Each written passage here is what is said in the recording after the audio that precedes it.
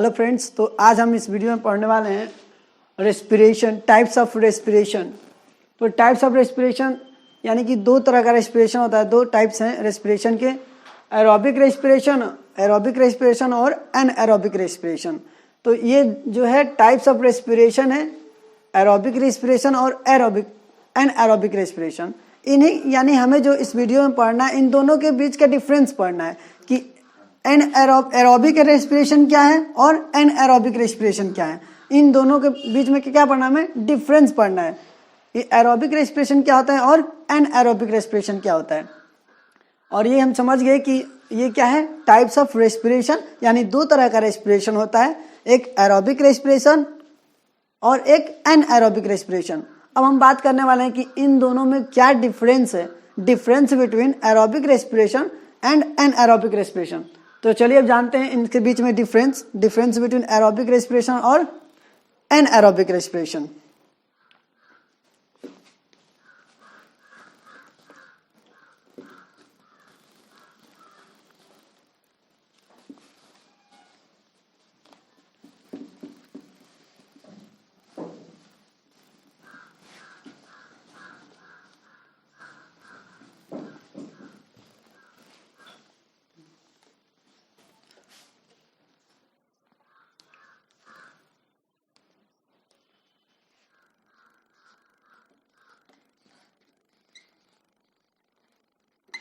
Difference between aerobic and anaerobic respiration।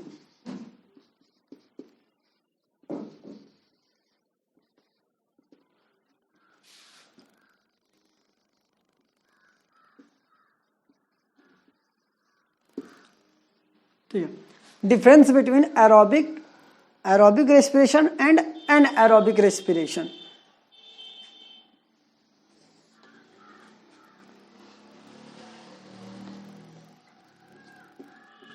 Aerobic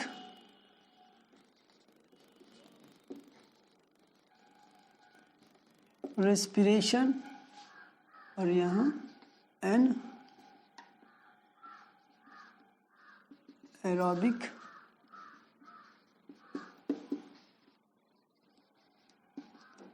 respiration.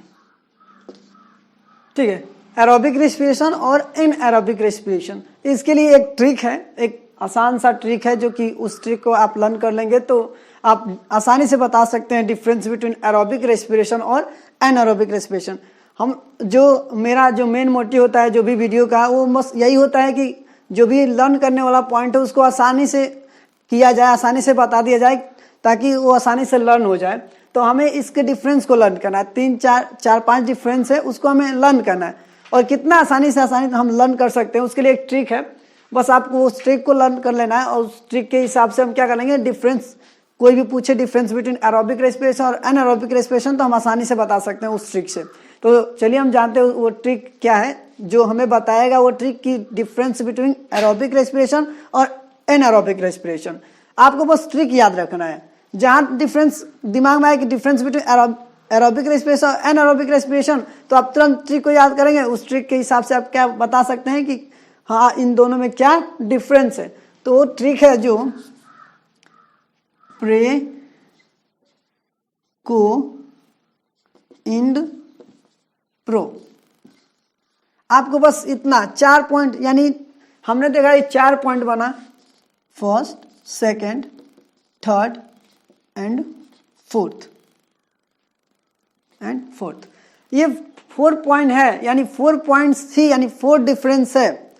Aerobic respiration और anaerobic respiration में जो difference है वो कितना डिफरेंस है, तो 4 पॉइंट डिफरेंस है। अब इन 4 पॉइंट में क्या क्या डिफरेंस है, हम इन क्या करेंगे, इस ट्रिक से समझेंगे, प्रेको एंड प्रो। यानी आपको जहां डिफरेंस कह दिया जाए, डिफरेंस बिटवीन एरोबिक और एनएरोबिक रेस्पिरेशन, तो आप तुरंत लिखेंगे प्रेको एंड प्रो। अपने दिमाग में तुरंत सोचेंगे प्रेको एंड प्रो। अब जब आपने प्रेको एंड प्रो समझा, तो इसको समझते हैं, प्रे क्या है, को क्या है, एंड क्या है, प्रो क्या है। तो प्रे सबसे पहले, अब इसको मैं इसको अभी रेज करता हूं, आप कहीं इसको लर्न कर लीजिएगा, प्रेको एंड प्रो।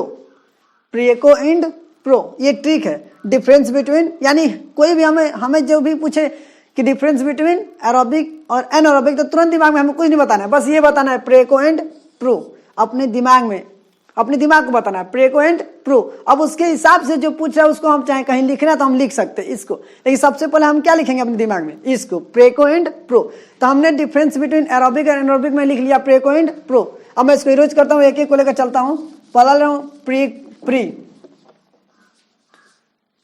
पहला हमारा है प्री।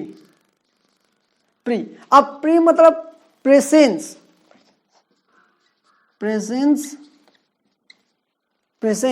अब क्या प्रेजेंस, यानी कि रेस्पिरेशन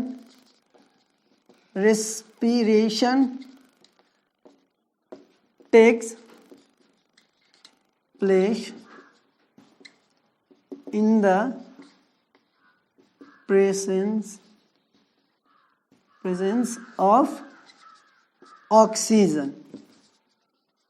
प्रेजेंस ऑफ ऑक्सीजन यानी हमें ये जो मिला प्रेजेंस, यानी प्रे से प्रेजेंस, यानी respiration takes place in the presence of oxygen, यानी जो ऑक्सीजन के प्रेजेंस में जो रेस्पिरेशन होता है उस रेस्पिरेशन को हम क्या कहते हैं, एरोबिक रेस्पिरेशन। यानी प्रेजेंस, यानी इसमें प्रेजेंस क्या है, इंपॉर्टेंट है पॉइंट, क्योंकि जब ऑक्सीजन प्रेजेंस नहीं रहेगा तो वो क्या रहा, एरोबिक रेस्पिरेशन नहीं होगा। यानी हम एरोबिक रेस्पिरेशन उसी को कहेंगे जिसमें हमारा क्या रहेगा, प्रेजेंस ऑफ ऑक्सीजन, यानी जहां प्रेजेंस ऑफ ऑक्सीजन में क्या हो रेस्पिरेशन, उसको हम क्या बोलते हैं, एरोबिक रेस्पिरेशन। यानी respiration takes place in the presence of oxygen, in the presence of oxygen is known as aerobic respiration. यानी एरोबिक रेस्पिरेशन का क्या है, एक डिफरेंस ये हो गया पॉइंट।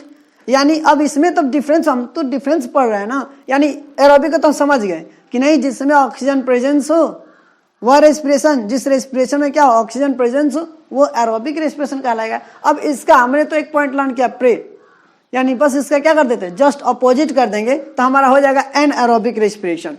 यानी एनारोबिक रेस्पिरेशन क्या लिखेंगे, यानी रेस्पिरेशन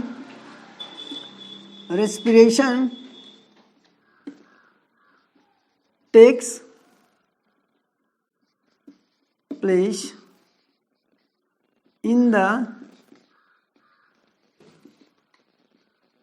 absence of ऑक्सीजन। हमें एक पॉइंट बस लर्न करना है, एक पॉइंट लर्न हो गया, respiration takes place in the presence of oxygen इस प्रे से, तो इसका जस्ट अपोजिट क्या हो जाएगा, एनारोबिक रेस्पिरेशन। यानी respiration takes place in the absence of oxygen, वो क्या हो गया, एनारोबिक हो गया। तो एक पॉइंट लर्न हो गया, मैंने बस एक पॉइंट लर्न किया क्या, प्रे। और प्रे से मैंने समझ गया कि प्रे मतलब प्रेजेंस, तो किसका प्रेजेंस, तो रेस्पिरेशन में ऑक्सीजन का ही प्रेजेंस होता है, यानी प्रेजेंस ऑफ ऑक्सीजन। तब एक पॉइंट लर्न कर दिया तो इसका जस्ट अपोजिट क्या होता है, respiration takes place in the absence of oxygen. अब दूसरा जो मेरा पॉइंट था प्रे को था, दूसरा था मेरा प्रे को, यही था हमारा। तो प्रे को मतलब कंप्लीटली, यानी कि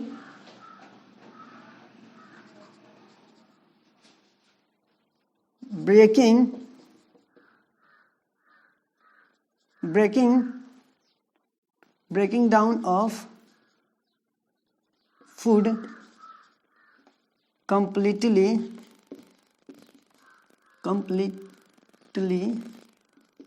in aerobic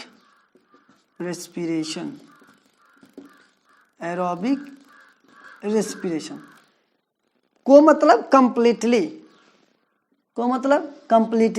यानी breaking down of food completely in aerobic respiration. यानी जो ब्रेक डाउन होता है फूड का वो कंप्लीटली होता है, किसमें एरोबिक रेस्पिरेशन में। यानी CO से कंप्लीटली, यानी breaking down of food completely in the aerobic respiration, या completely break down of food in aerobic respiration. तो CO से कंप्लीटली, किसका कंप्लीटली, क्या कंप्लीटली, तो ब्रेक डाउन ऑफ फूड किस में होता है, तो एरोबिक रेस्पिरेशन में होता है। क्योंकि हमने ये जो पॉइंट लिखा है प्रे को एंड प्रो, वो एरोबिक के लिए लिखवाया हूं, और इसके जस्ट अपोजिट हम क्या कह देंगे, एनारोबिक के लिए कह देंगे।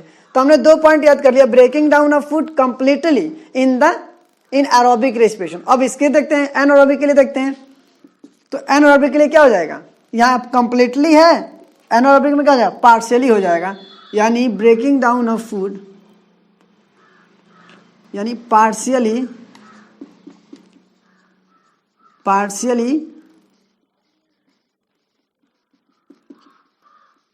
Breaking down of food in N aerobic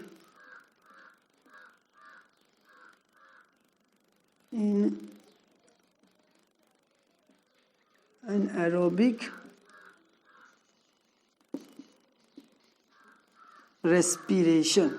ठीक, यहाँ क्या था, यहाँ completely break down of food, तो यहाँ partially break down of food, यहाँ टोटली कंप्लीट क्या होता है, ब्रेक डाउन होता है, यहाँ कंप्लीटली नहीं होता है, पार्शियली होता है, कुछ होता है। जो ब्रेकिंग डाउन ऑफ फूड क्या होता है, कंप्लीटली ब्रेक नहीं होता है, पार्शियली होता है। ठीक, तो 2 पॉइंट हमने लर्न कर। तीसरा था प्रेको इंड, क्या था, इंड था, इंड। अब इंड क्या होता है तो देखते हैं,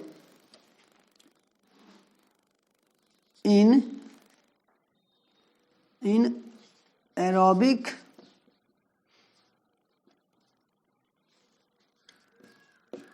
respiration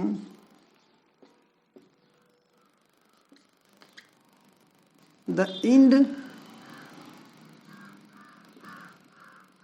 product are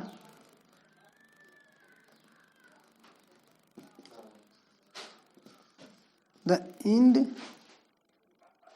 products are।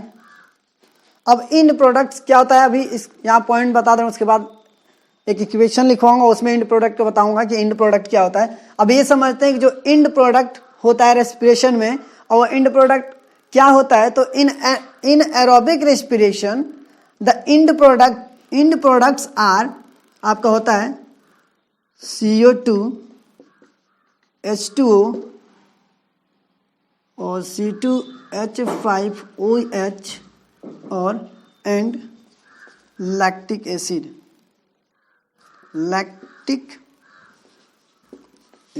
ये आपका एंड प्रोडक्ट होता है। In aerobic respiration the end products are CO2, sorry इसमें आपका बस होता है ये एंड प्रोडक्ट, ये होता है आपका बस CO2 और H2 एंड प्रोडक्ट होता है। मतलब कि एक इक्वेशन होता है, उस इक्वेशन में एनर्जी CO2 रिलीज होता है और H2 रिलीज होता है और एनर्जी रिलीज होता है। तो एनर्जी को छोड़कर जितना भी प्रोडक्ट बनता है उसको हम क्या कहते हैं, इंड प्रोडक्ट कहते हैं। अभी मैं जस्ट बताऊंगा, वो इक्वेशन में लिखवाऊंगा। अभी यहाँ समझते हैं बस कि in aerobic respiration the end products are, end product ये क्या है, हमारा इंड प्रोडक्ट है। तो इंड से इंड प्रोडक्ट, तो हम समझ जाएंगे कि एरोबिक रेस्पिरेशन में इंड प्रोडक्ट क्या होता है, तो CO2 और H2 होता है, ये हमारा क्या है, इंड प्रोडक्ट है। यानी इसमें अभी इंड प्रोडक्ट क्या होता है, थर्ड में द इंड प्रोडक्ट्स आर, अब इसमें होता है आपका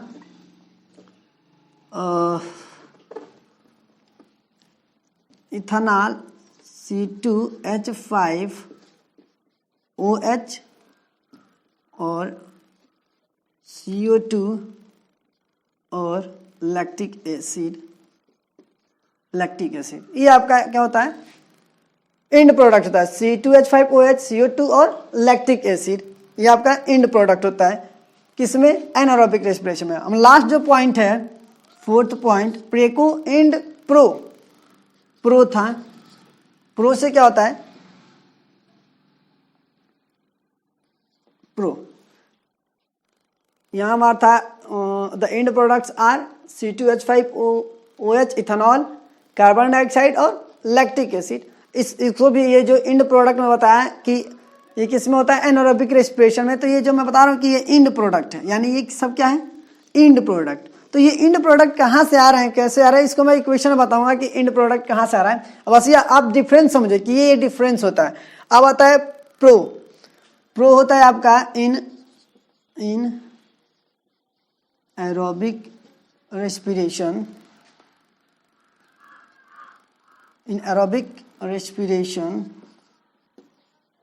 respiration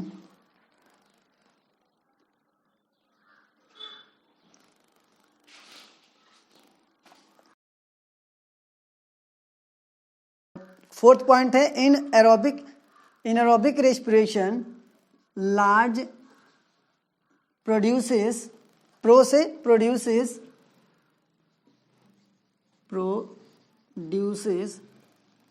large amount of energy और इसका जस्ट अपोजिट कर देते हैं यहाँ, तो in aerobic respiration produces small amount of energy. ये हमारा 4 पॉइंट था, चारों डिफरेंस था कि difference between aerobic and anaerobic respiration. तो मैंने आपको एक ट्रिक बताया प्रे को एंड प्रो। प्रे मतलब प्रेजेंस, किसका प्रेजेंस? तो ऑक्सीजन का प्रेजेंस, यानी प्रेजेंस ऑफ ऑक्सीजन में जो रेस्पिरेशन होगा उसको हम कहेंगे एरोबिक रेस्पिरेशन, और इसका जस्ट अपोजिट कर देते हैं तो एनारोबिक का भी हमें मिल जाएगा। और उसके बाद लिखा है दूसरा पॉइंट को, मतलब कंप्लीटली, यानी एरोबिक रेस्पिरेशन में क्या होता है? Completely break down of food होता है। जब इसमें कंप्लीटली हो रहा है तो उसमें क्या होगा? पार्शियली होगा। तो भी याद हो जाएगा। अब थर्ड हमारा इंड, तो रेस्पिरेशन जब एरोबिक रेस्पिरेशन जब होता है तो क्या होता है कि जो इंड प्रोडक्ट होता है इसमें वो होता है CO2 और H2O। CO2 और H2O मैं नेक्स्ट वीडियो में आपको बता दूंगा इक्वेशन से एरोबिक रेस्पिरेशन का और एनारोबिक रेस्पिरेशन का। एक दिन बस मैं इक्वेशन को ही बताऊंगा तो उसमें समझ में आया कि इंड प्रोडक्ट क्या है, कंप्लीटली ब्रेकडाउन ऑफ फूड क्या है, और जो produces large amount of energy क्यों हो रहा है, इसका सबका रीजन अभी आपको ये डिफरेंस है कि ये डिफरेंस होता है। अब आते हैं कि अब जो इंड प्रोडक्ट, यानी कि इंड प्रोडक्ट में रेस्पिरेशन का जब रिएक्शन होता है तो इंड प्रोडक्ट निकलता है। वो इंड प्रोडक्ट क्या होता है? तो CO2 और H2O एरोबिक में, और उसका उसमें एनारोबिक में इथेनॉल, CO2 और लैक्टिक एसिड होता है।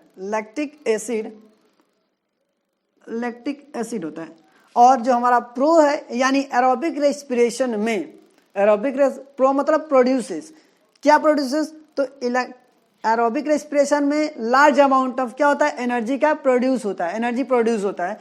और एनारोबिक रेस्पिरेशन में क्या होता है? स्मॉल अमाउंट में क्या होता है? एनर्जी प्रोड्यूस होता है। तो ये आपका बस इस वीडियो में बस यही डिफरेंस ही रहेगा। अब नेक्स्ट वीडियो में आपको इसका जितना भी जो ये पॉइंट दिख रहा है आपको कि कंफ्यूजन हो रहा है कि कहाँ से लार्ज अमाउंट कैसे हो रहा है, स्मॉल अमाउंट कैसे हो जा रहा है, या जो इंड प्रोडक्ट है ये कहाँ से आ रहा है, इसमें जो इंड प्रोडक्ट है ये कहाँ से आ रहा है, और यहाँ कंप्लीटली कैसे रहे हैं, पार्शियली क्यों कह रहे हैं, ठीक, यहाँ प्रेजेंस और अब्सेंस आपको बस ये लर्न कर लेना है। उसके बाद नेक्स्ट वीडियो में इसका हम सभी का रीजन बताएंगे इक्वेशन के थ्रू, ठीक।